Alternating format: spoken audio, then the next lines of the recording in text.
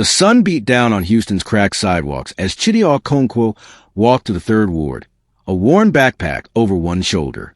At 25, he had a charm that drew eyes, bright smile, quick laugh, a warmth that made people trust him. But that day, his steps were heavy. His phone buzzed with a message from his mother, Amaka, in Anambra, Nigeria, asking for money to cover his sister's school fees. Chidi's chest tightened. He had nothing to send. Memories of Nigeria flooded back. A cramped house in Onitsha, 7 kids squeezed into 3 rooms. His mother cooking pepper soup for market customers. His father grumbling about his rickety bus. Chidi was a family's hope, the one who studied computer science, who earned a student visa to America. His parents sold land to pay for his ticket, calling him their star. Now, that visa was expired. He was living illegally, taking cash jobs, cleaning kitchens, hauling boxes, always watching for immigration officers. He stopped at a corner store, grabbing a cheap soda. The clerk, an older Nigerian man, nodded at him. Still working hard? Chidi managed to smile. Try my best. But fear gnawed at him. Going back to Nigeria meant defeat, facing his family's disappointment. America was his only path forward, and he'd do whatever it took to stay. That night, in a tiny apartment share with 3 others, Chidi sat on a sagging couch, scrolling his phone. The room smelled of fried food, a loud fan battling the highway noise outside. His roommate, Emeka, a cab driver, passed him a beer and mentioned a charity gala at a fancy country club. Rich people go there, Emeka said, half joking. Maybe you find a way to stay in America, like a lonely woman with money.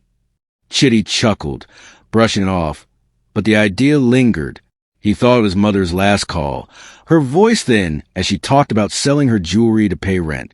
He pulled up his laptop, searching for Houston events, and found one, a gala at the River Oaks Country Club for a children's hospital. Tickets were pricey, but Chidi had a knack for getting into places he didn't belong. Across town, in a quiet suburb of neat lawns and big houses, Maggie Thompson sat alone at her dining table. At 62, she was still elegant. Silver hair in a tidy bun, green eyes that softened when she smiled. But that night, her face was drawn. The house felt empty, too large for one person. Photos of her late husband, Tom, covered the walls. Their wedding, a trip to Alaska, Tom before cancer took him 10 years back. Maggie sipped wine, staring at an invitation to the same gala. She didn't want to go, but her friend Susan had pushed her. You can't hide forever, Maggie. Get out there. Maggie's life looked perfect from the outside. Tom's real estate business left her wealthy. Bank accounts, properties, a steady pension.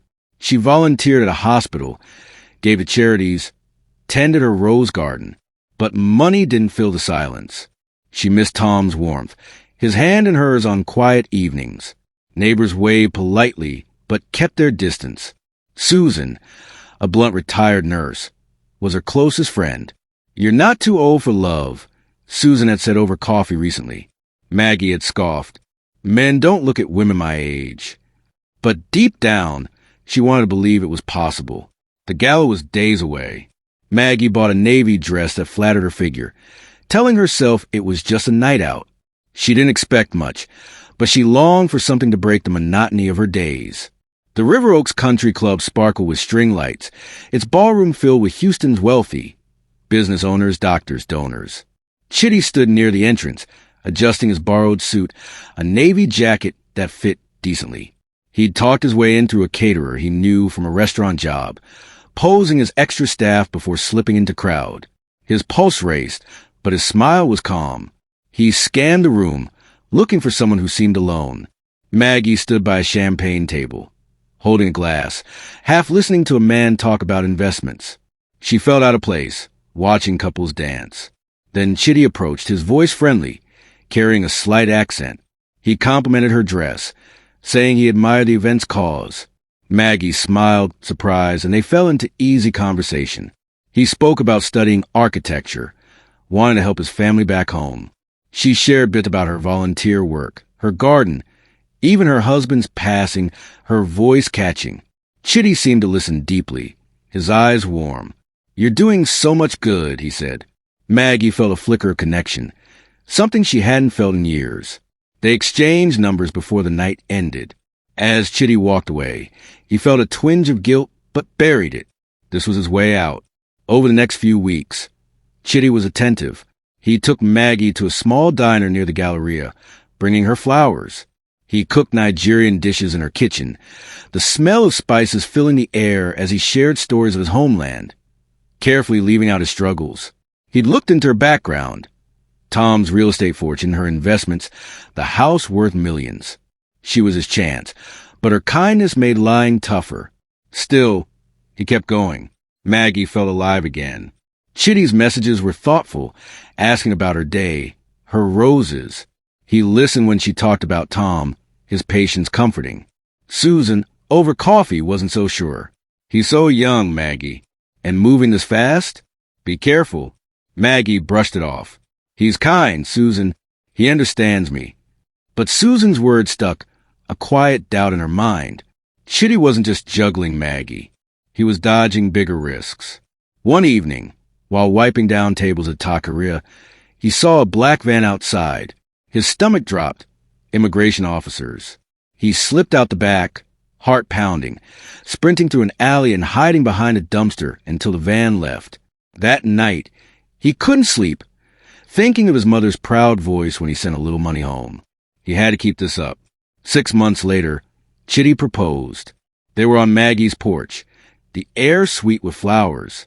He took her hand, saying he wanted a future together, mentioning his visa troubles, but focusing on his feelings. Maggie's eyes filled with tears, thinking of her lonely years, of Chidi's warmth. She said yes, ignoring Susan's warnings. The wedding was quiet at a Houston courthouse. Maggie wore a simple cream dress, Chidi a rented suit. Susan stood by uneasy, but Maggie beamed. Chidi felt relief as the clerk stamped their papers. His green card application was underway. He was safe for now, but things started to shift. Chidi moved into Maggie's house, a big place with polished floors and Tom's photos everywhere, on shelves and frames, even the bedroom. It felt like a shrine. Maggie's stories about Tom, his love for boats, his big heart, started to grate. Chidi wanted her to see him, not a memory. He kept up the act, cooking for her, holding her hand, but inside he felt caged. One night, needing a break, Chidi went to a midtown bar, the kind with loud music and cheap drinks. Tara Johnson, a 28-year-old bartender with a quick smile and curly hair, poured him a drink and teased him about his order. They talked until closing, then shared a kiss outside, her laugh light and easy. Chidi felt a rush, something free and uncomplicated, unlike the careful dance he played with Maggie. Tara was vibrant, her energy pulling him in. He didn't tell her he was married, just said he was a student trying to make it in Houston. She believed him, and that night sparked something dangerous. Tara became a secret Chidi couldn't resist. They met at her small apartment near the community college where she took night classes, or at quiet bars far from Maggie's suburb. Tara was studying to be a nurse, working long shifts, but she made time for Chidi, drawn to his charm and the stories he told. Half-true tales of Nigeria, his dreams of building houses one day. With her, Chidi could drop the weight of his lies, even if just for a few hours. He used a cheap second phone for her texts, kept his meetings to times Maggie was busy volunteering, and stuck to vague excuses at home, late study sessions, job searches. Maggie trusted him, though sometimes her eyes lingered, like she sensed something off. Chidi's double life wasn't easy. He'd lie awake in Maggie's guest room, refusing to share her bed, claiming he wanted to respect her space, and think of his family. His mother's messages were full of pride, thanking him for the small sums he sent, money scraped from odd jobs and Maggie's generosity. Guilt twisted in his gut, but he pushed it down. He was doing this for them, for a future where they wouldn't struggle. Maggie's wealth was his way out, and Tara was just a release, nothing more. Maggie, meanwhile, was falling deeper into the illusion. Chidi's attention, his quiet smiles, the way he'd ask about her day, felt like love. She'd sit in her garden, trimming roses, and think of their courthouse wedding, how his hand felt steady in hers. She ignored Susan's doubts, telling herself age didn't matter, that Chidi saw her for who she was. But small things started to nag her. He'd come home late, smelling faintly of smoke or perfume. His phone was always locked, and he'd step outside to take calls. She told herself it was nothing, that trust was part of love. But the doubts grew. One evening, Maggie hosted a dinner for her hospital volunteer group. Chidi was a perfect host, serving plates of rice and stew he'd cooked, charming the guests with talk of his homeland. Maggie watched him, her heart swelling, but also searching his face for something she couldn't name. After the guests left, she cleared the table while Chidi showered. His phone buzzed on the counter, left behind for once. Maggie hesitated, then picked it up, her fingers trembling. The screen lit up with a text, "Miss you. Come by tonight? T." She tapped it, heart racing, and saw a string of messages. Flirty words, a photo of a young woman with curly hair, smiling at the camera. Maggie's breath caught. She scrolled, her hand shaking, seeing words like babe and can't wait.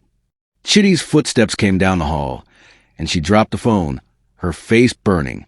"Everything okay?" he asked, drying his hair with a towel, his smile easy. Maggie nodded, her voice tight. "Just tired." She turned away, hiding her eyes, but her mind was spinning. The man she'd married, who'd brought her back to life, was hiding something. Someone. That night, Maggie couldn't sleep. She lay in her big bed, staring at the ceiling, Tom's old wedding band cold in her hand. Susan's warnings echoed. Too young, too fast. She wanted to confront Chidi, to demand the truth, but fear stopped her. Fear of losing him, of being alone again, of admitting she'd been a fool. She decided to watch him, to wait. She'd find out who this woman was, what Chidi was doing. The spark she felt was fading, replaced by a quiet, growing anger. Chidi sensed a change in Maggie but didn't know why. She was quieter, her smiles forced, her questions sharper. "Where were you last night?" she'd ask, her voice casual but her eyes hard. He'd shrug, say he was at the library or meeting a friend, and she'd nod, but he could feel her watching. It made him careful.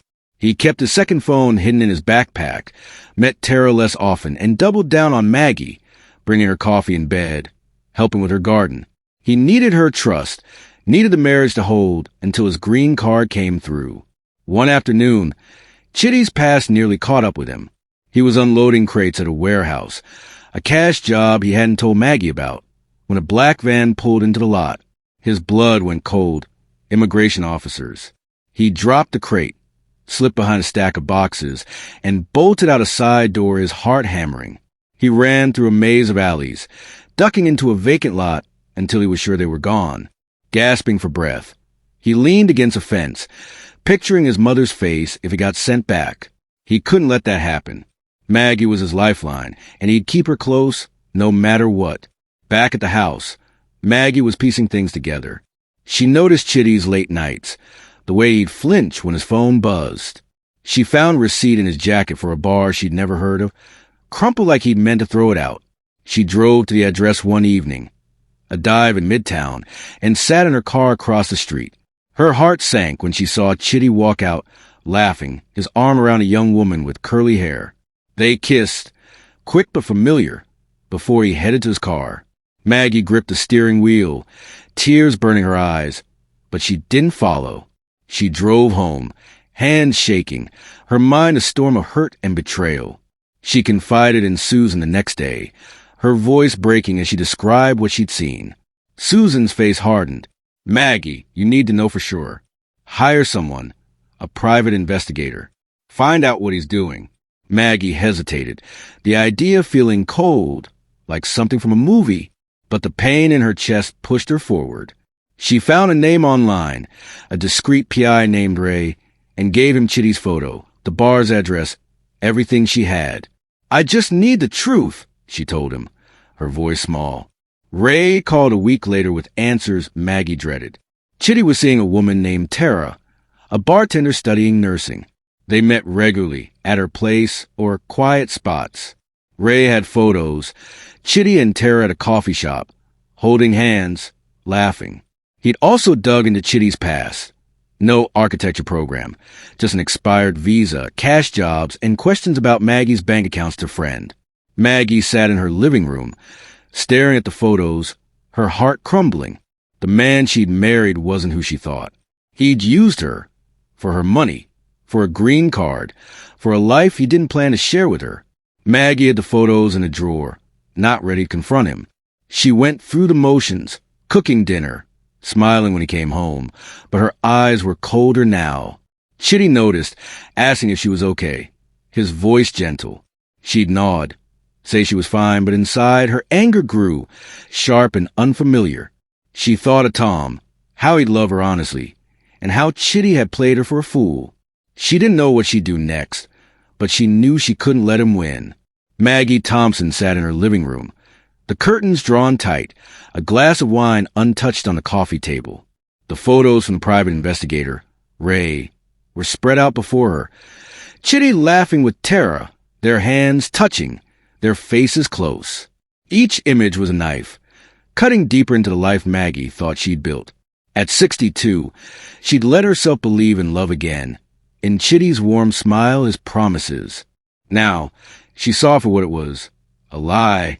He'd married her for her money, for a green card, and he was cheating with a woman half her age. Her hands shook as she gathered the photos, shoving them back into the envelope. She wasn't ready to face him, not yet, but the anger inside her was growing, hot and unfamiliar. Chidi, oblivious to Maggie's discovery, felt the strain of his double life. At 25, he was juggling too much, keeping Maggie happy, sneaking off to see Tara, dodging questions about his late nights. He'd moved into Maggie's big suburban house, but it felt like a cage, filled with photos of her late husband, Tom, and her constant stories about their life together. Chidi tried to play the perfect husband, cooking meals, helping with chores, but Maggie's mood had shifted. She was quieter, her eyes sharper, like she was watching him. He told himself it was nothing, that he just needed to hold on until his green card came through. That morning, Chidi made Maggie coffee, setting it on the kitchen counter with a smile. "You sleep okay?" he asked, his voice light. Maggie nodded, her face tight, and sipped the coffee without looking at him. She started keeping her distance, answering his questions with short words, her warmth fading. Chidi felt a prickle of unease, but pushed it aside. He had a meeting with Tara later, and he needed to focus. Tara was getting impatient, asking why he was always rushing off, and he couldn't risk her finding out about Maggie. Maggie watched him leave, his backpack slung over his shoulder, claiming he was heading to a job interview. She knew better. Ray's report had listed Tara's address, a small apartment near the community college. Maggie's heart pounded as she grabbed her car keys, her hands unsteady. She drove to the address, parking across the street from a rundown building with peeling paint. Her breath caught when she saw Chidi's car in the lot. Minutes later, he walked out, Tara beside him, her curly hair bouncing as they laughed. They kissed, quick but intimate, before Chidi drove off. Maggie's vision blurred with tears, her fingers digging into the steering wheel. She wanted to scream, to confront them, but she drove home instead, her mind a storm of hurt and betrayal. At Susan's house the next day, Maggie poured out everything. They sat in Susan's cozy kitchen, coffee mugs between them, the air heavy. Maggie's voice broke as she described the photos, the texts, Ray's findings. "He used me, Susan, for my money, for papers, and he's got this girl." Susan's face hardened, her blunt nature cutting through. "You deserve better, Maggie. Kick him out. Call a lawyer." Maggie shook her head, tears falling. "I loved him. I thought he loved me." Susan reached for her hand, urging her to get proof, to protect herself. "Don't let him walk away with your life," she said. Maggie hired Ray again, asking him to dig deeper. Ray tailed Chidi, tracking his movements, bars, Tara's apartment, even a meeting with a shady guy at a gas station, where Chidi handed over cash, likely for fake documents. Ray also found Chidi's bank records, showing small transfers to an account in Nigeria, money Maggie had given him for school fees. It was all a lie. Ray's final report confirmed Chidi's green card application was moving forward, tied to their marriage. Maggie read it alone in her bedroom, the words blurring through her tears. She'd been a fool, but she wasn't ready to let him win. She started testing Chidi, asking pointed questions. "How's your job search going?" she'd say over dinner, her voice calm but her eyes sharp. Chidi would smile, talking vaguely about interviews, but his answers felt rehearsed. One night, she mentioned a bank statement she'd found, watching his face. "You've been sending money somewhere," she said. Chidi's smile faltered, but he recovered fast. "Just helping my family," he said, reaching for her hand. Maggie pulled away, her stomach twisting. His touch, once warm, now felt like a trap. Chidi sensed Maggie's suspicion, but didn't know how deep it ran. He doubled down, bringing her flowers, cooking her favorite stew, acting like nothing was wrong. But Tara was a problem. She was tired of his excuses, his rushed visits. One night at her apartment, she pushed him. "Why are you always running off? You got someone else." Chidi laughed it off, saying he was just busy, but Tara's eyes narrowed. "I'm not stupid," she said, crossing her arms. Chidi needed her to stay quiet, so he promised a weekend together soon. Knowing he couldn't deliver, he left, his head pounding, feeling the walls closing in. Back at Maggie's, Chidi's stress spilled over. He snapped when she asked where he'd been, his voice sharp. "I'm trying to build a life here, Maggie. Stop questioning me." She stared at him, hurt flashing across her face, and walked away. Chidi cursed himself, knowing he'd gone too far. He needed her trust, needed the marriage to hold. His green card interview was coming up, and any hint of trouble could ruin it. Maggie's heartbreak was turning to something darker. She started drinking more, a glass of wine turning into a bottle. She'd sit in her garden at night, staring at her roses, remembering Tom's honest love. Chidi's betrayal cut deeper because she'd let herself hope again. She looked up divorce online, learning it could derail Chidi's green card. The thought gave her a strange power, but also a flicker of something uglier, revenge. She pushed it down, not ready to face it, but it lingered. One evening, at a charity event for the hospital, Maggie overheard Chidi on a phone call outside. He was laughing, his voice low, talking about old money and waiting it out. Maggie's blood boiled. She slipped away, her hand shaking, and drove to Susan's, confessing her rage. "He's laughing at me, Susan, like I'm a joke." Susan hugged her, but her advice was firm. "You need to end this, Maggie, before it destroys you." Maggie nodded, but her mind was elsewhere, spinning with thoughts she didn't recognize. The tension broke one night at home. Maggie had found a bar receipt in Chidi's jacket, another careless slip. She waited until he came home, late again, smelling faintly of perfume. They were in the kitchen, the air thick. Maggie held up the receipt, her voice shaking. "Who is she, Chidi? Tell me the truth." Chidi froze, then tried to deflect. "Say it was a friend's birthday, nothing more." Maggie's voice rose, tears streaming. "I saw you with her. I know you're lying." Chidi's face hardened, his charm gone. "You're spying on me now? You don't trust me," he shot back. The argument escalated, voices loud in the quiet house. Maggie grabbed a glass on the counter, throwing it at the wall, missing Chidi by inches.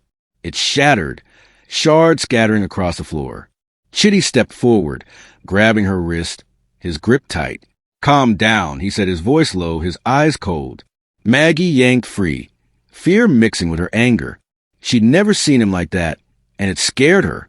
Chidi backed off, muttering an apology, but the damage was done. Maggie stormed upstairs, locking her bedroom door, her heart racing. Chidi stood in the kitchen, breathing hard, staring at the broken glass.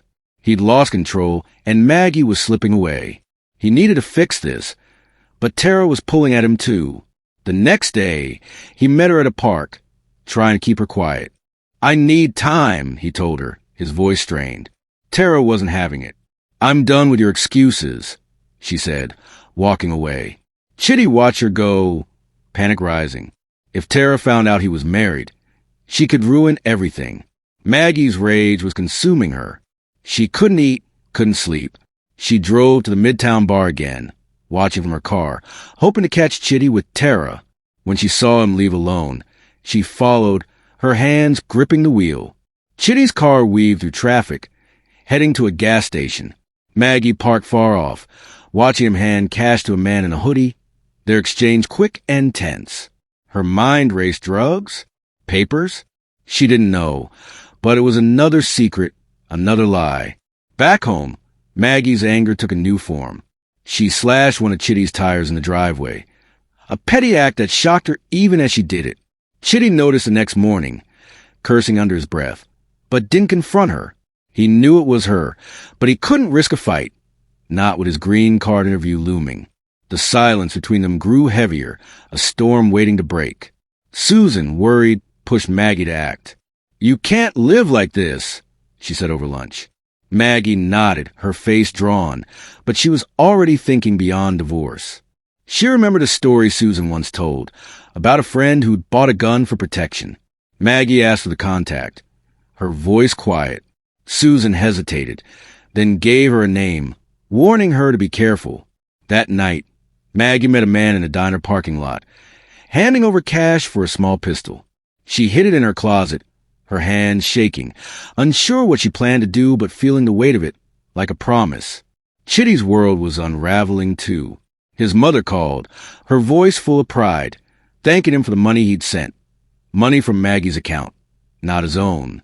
The guilt was unbearable, but he couldn't stop now. He met with his immigration lawyer, who warned him to keep the marriage stable. "Any trouble and your application's done," the lawyer said. Chidi nodded, but his mind was on Maggie's cold stares, Tara's threats to walk away, the tire slash in the driveway. He felt trapped, his dreams slipping through his fingers. One night, Maggie sat in her garden, the gun's weight heavy in her thoughts. She looked at her roses, their petals soft in the moonlight, and thought of Tom, of the life she'd lost, of the man upstairs who betrayed her. Her anger was no longer just pain. It was a plan, a dark path she wasn't sure she could avoid. She went inside, locking the door behind her, her face a mix of fear and resolve. Maggie Thompson's hands trembled as she sat in her bedroom, the small pistol cold in her lap. The house was silent, save for the faint hum of the air conditioner. At 62, she'd never imagined holding a gun, let alone thinking of using it. But the pain in her chest, sharp, relentless, had changed her. Chidi's lies, his affair with Tara, his cold laughter about her old money, echoed in her mind. She'd loved him, built dreams around him, only to find it was all a sham. The roses in her garden, once her pride, now felt like a mockery of the life she'd lost with Tom, and the one she'd never have with Chidi. Tears fell, but her anger burned hotter, a fire she couldn't douse. Chidi, downstairs, paced the kitchen, his phone buzzing with a message from Tara. "We're done. Don't call me." At 25, he was losing control. Tara had grown suspicious, asking too many questions about his busy life. Maggie was distant, her eyes hard, her questions like traps. His green card interview was weeks away, and he needed the marriage to hold. He thought of his mother, Amaka, back in Nigeria, her voice full of hope when he sent money from Maggie's accounts, not his own. Guilt twisted his gut, but he buried it. He'd come too far to fail now. Maggie's obsession grew. She'd drive by Tara's apartment, hoping to catch Chidi, her heart racing with every glimpse of his car. She'd check his phone when he showered, finding nothing. He'd gotten careful, using a second phone she couldn't find. She practiced with a gun in her backyard at night, aiming at a tree, the recoil jarring her frail hands. Each shot felt like a release, but also a step towards something she couldn't take back. She drank heavily, wine bottles piling up in the trash, her face drawn and hollow.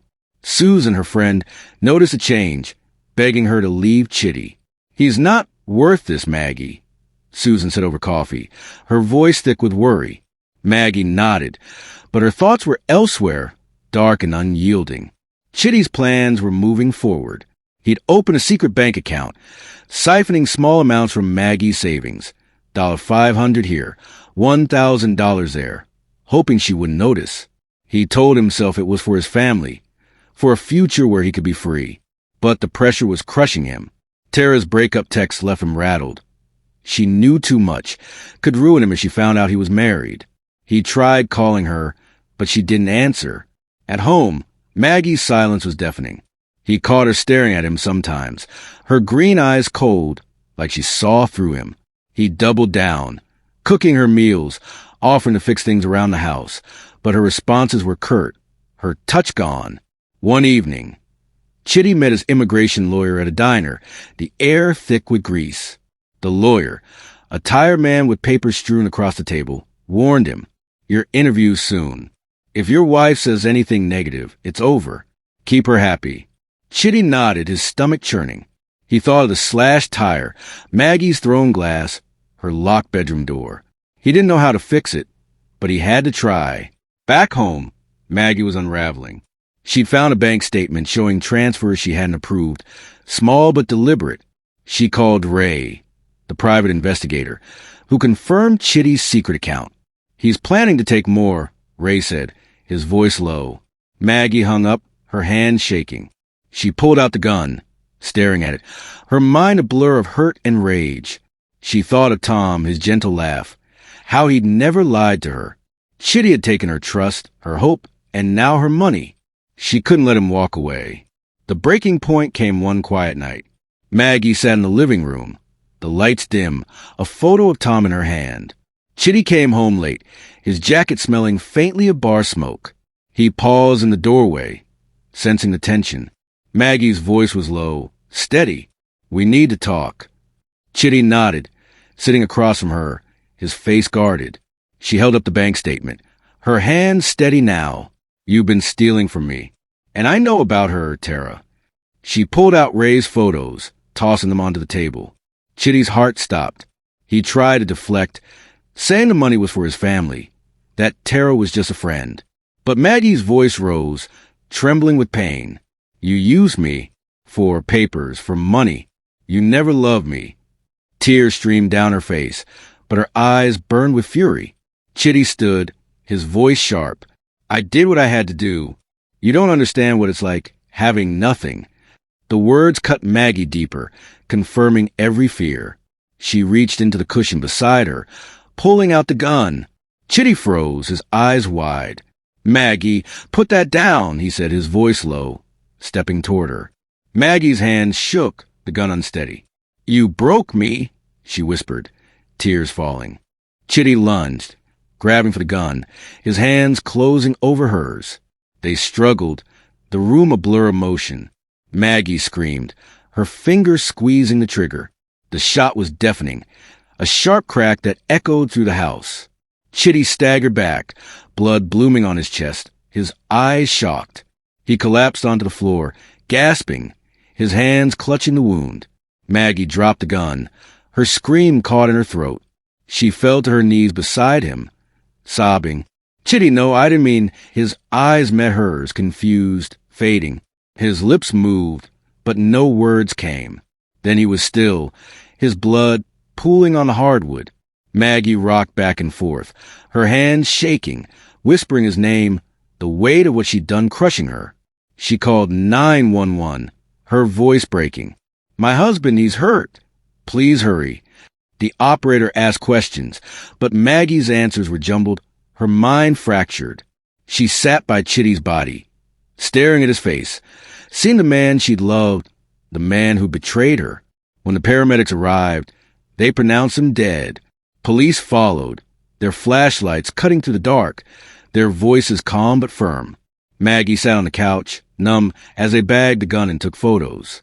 Her story, self-defense and accident, sounded hollow, even to her. Detective Carla Ruiz arrived at the scene, her leather jacket creased from a long shift. At 40, she'd seen too many domestic tragedies. But this one felt different. The house was elegant. Maggie a frail figure in a blood-streaked dress, Chidi's body young and still.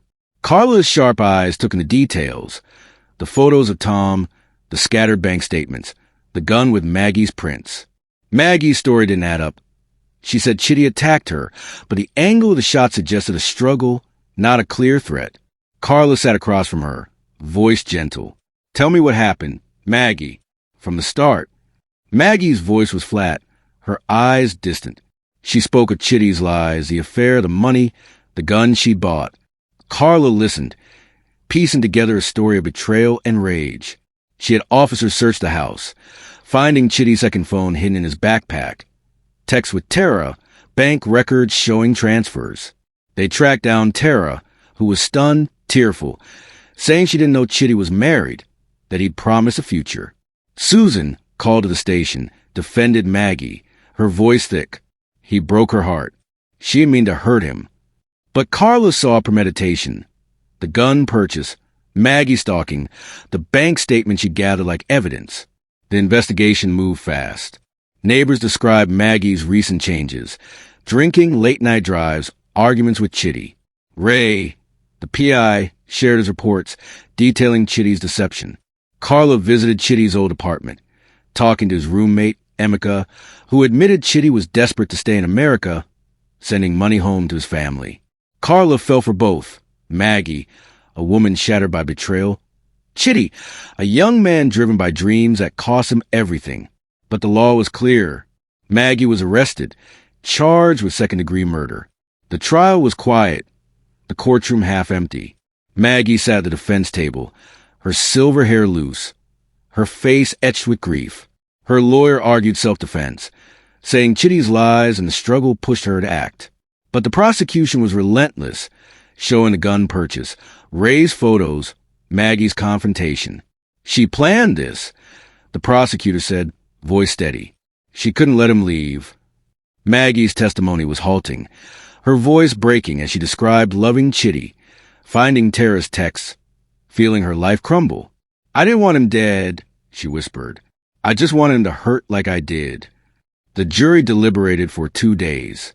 Maggie sat in her cell, staring at the wall, replaying Chidi's last moments, his shocked eyes, his blood on her hands. She thought of Tom, wondering if he'd forgive her, if she'd ever forgive herself. The verdict came: guilty of second-degree murder, 15 years in prison. Maggie didn't cry, her face blank as they led her away. Susan sobbed in the gallery, whispering, "I'm sorry, Maggie." The aftermath was a ripple of pain. In Nigeria, Amaka Okonkwo collapsed when she heard Chidi was dead. Her son, her pride, was gone, killed by the woman he'd married. She learned the truth, his lies, his affair, the money he'd sent home, stolen from Maggie. Amaka blamed herself, thinking her prayers for his success had pushed him too far. She sat in her market stall, staring at a photo of Chidi as a boy, his smile bright. The money stopped coming, and the family struggled, their dreams buried with him. Tara left Houston, moving to Dallas, haunted by her role. She'd loved Chidi, believed his promises, only to find he'd used her too. She started over, working as a nurse, but his face lingered in her dreams, his laugh a ghost. She wrote Maggie a letter, never sent, saying she was sorry, that she didn't know. Maggie's house was sold, her wealth donated to a women's shelter per her will. The shelter used it to help women escaping abuse. A bitter irony. Her roses withered, the garden untended, the house a silent monument to her tragedy. Susan visited Maggie in prison, bringing photos of the shelter, trying to comfort her. But Maggie was a shell, her eyes dull. She'd sit in her cell, clutching a worn photo of Tom, whispering apologies to him, to Chidi, to herself. She replayed the moment she pulled the trigger, wondering if she could have stopped, if love could have saved them. Detective Carla Ruiz closed the case but couldn't shake it. She drove by the shelter one day, seeing women laugh in the yard, a sign reading, Hope House. She found a photo in the office, slipped from a drawer. Chidi and Maggie at their wedding, smiling, unaware of the ruin ahead. Carla tucked it back, her chest tight. She'd seen love turn to pain before. But this one hurt deeper, a reminder of how dreams could destroy. In Nigeria, Amaka lit a candle for Chidi every night, praying for his soul. In Houston, Maggie stared at prison walls, praying for peace. 2 lives, tangled by desperation and love, ended in blood and regret, leaving only silence and the weight of what could have been.